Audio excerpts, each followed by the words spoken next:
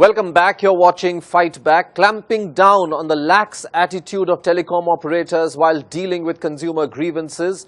Last year, the telecom regulator directed telecom companies to redress complaints within 48 hours.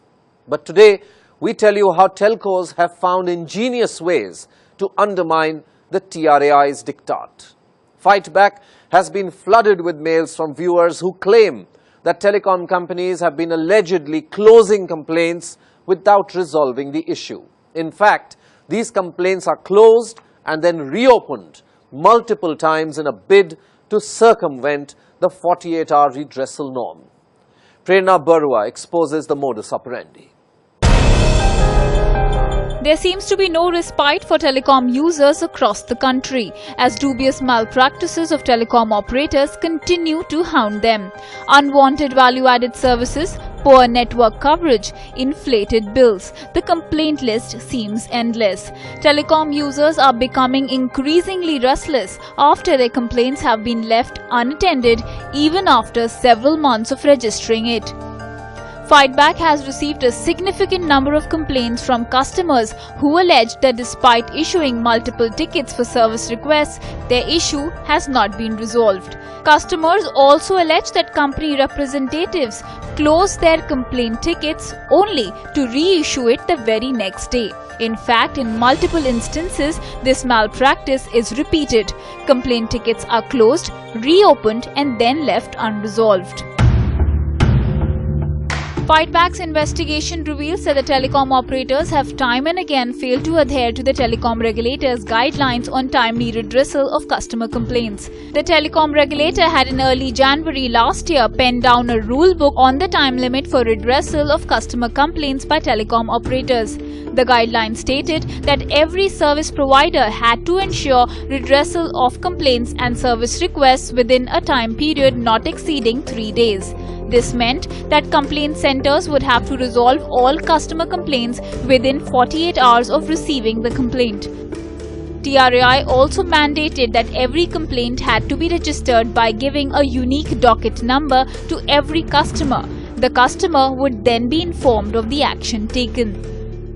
Despite the regulator's repeated notifications, telecom operators have allegedly failed to provide speedy and time-bound resolution to customer complaints. The number of complaints received by Fightback suggests that telecom operators are allegedly flouting every rule in the book and showing scant regard to the TRAI's guidelines. We take you through a chronicle of instances where we highlight the plight of customers as they struggle to resolve their complaints.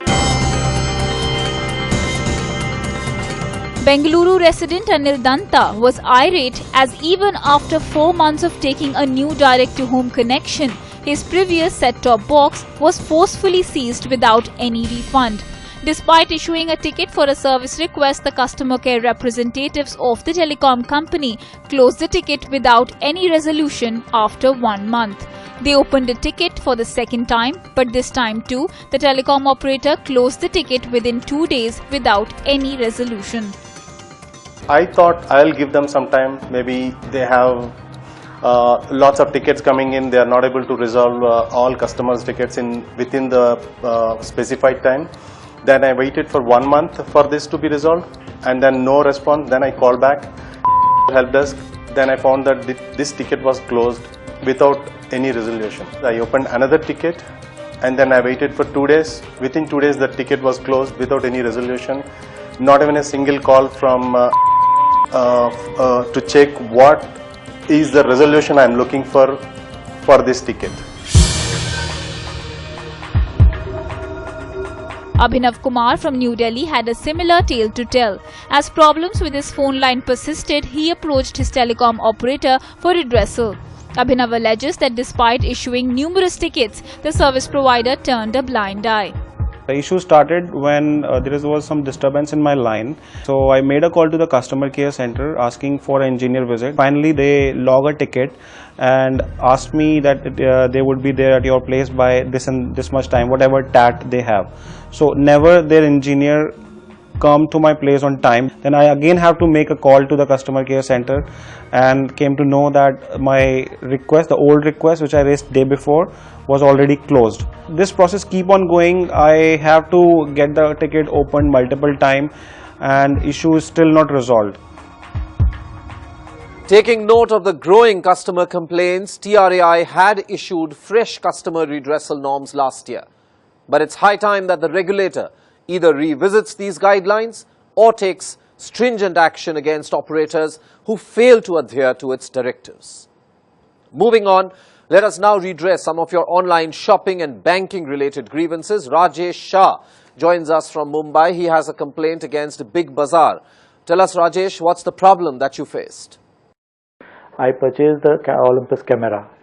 When I purchased the Olympus camera, I was given a 2-night holiday voucher and I was asked to contact Travelport office at Andheri West, who were to honor their commitment of providing 2-night holiday stay. Subsequently, I contacted Travelport at their office several times, but every time they kept dilly-dallying. First they said that it was peak season in March. Later on they repeatedly said that their contracts were under renewal with the hotels. By that time the holiday voucher had expired. Subsequent to them, when we approached them, they flatly refused to honor that commitment and said that since the voucher is expired, they could not do anything and I have to take up this matter with Big Bazaar. When I approached Big Bazaar outlet at Mega Mall Andheri, they told us that you have to, this commitment has to be honored by Travelport. Rajesh, did the company get back to you after you wrote to fight back? Finally, Big Bazaar as well as Travelport came forward and finally, after much persuasion, they settled this claim and compensated me. I thanks Bloomberg TV for their efforts. All right, we are glad that we could help you, and let's also listen into what Big Bazaar had to say in response to your complaint. In response to fightback, Big Bazaar says, and I quote, "The issue has been resolved to the customer's satisfaction." End of quote. Rajneesh Sethia has sent us this email from Jhajjar in Haryana. He alleges that Standard Chartered Bank wrongly charged him for EMI conversion. In an email to fightback, Rajneesh Sethia claims to have purchased an iPhone. Rajneesh claims that he opted for a 6-month EMI option from Standard Chartered Bank in order to purchase the phone. As per the scheme, processing and interest fee was not chargeable. Rajneesh alleges that Standard Chartered Bank charged him processing fee on the same. He claims to have further contacted the bank's customer care officials. He also alleges that the bank failed to refund the amount. In response to fightback, Standard Chartered Bank says, and I quote, "The customer had requested for a clarification on EMI tenure applicable towards 2 of his transactions that were incurred on his credit card. Further, he also wanted to check if these transactions were covered under 0% interest and processing charge. We had informed him that towards the 2 transactions incurred, one was for 6 months and the other was for a 12-month EMI. Both were offered at 0% charges. The customer was in agreement to the clarification provided. He had also requested to pre-close his balance on EMI on one of his existing credit cards towards which he had already made payments. We acknowledged receipt of his payments and informed him that we have arranged to pre-close the same. The customer was in agreement to the resolution provided." End of quote. Time for a quick break here on Fight Back, but on the other side, India's largest passenger car maker Maruti Suzuki faces the wrath of the Apex Consumer Commission for selling a defective car. More on that when we return. Keep watching Fight Back.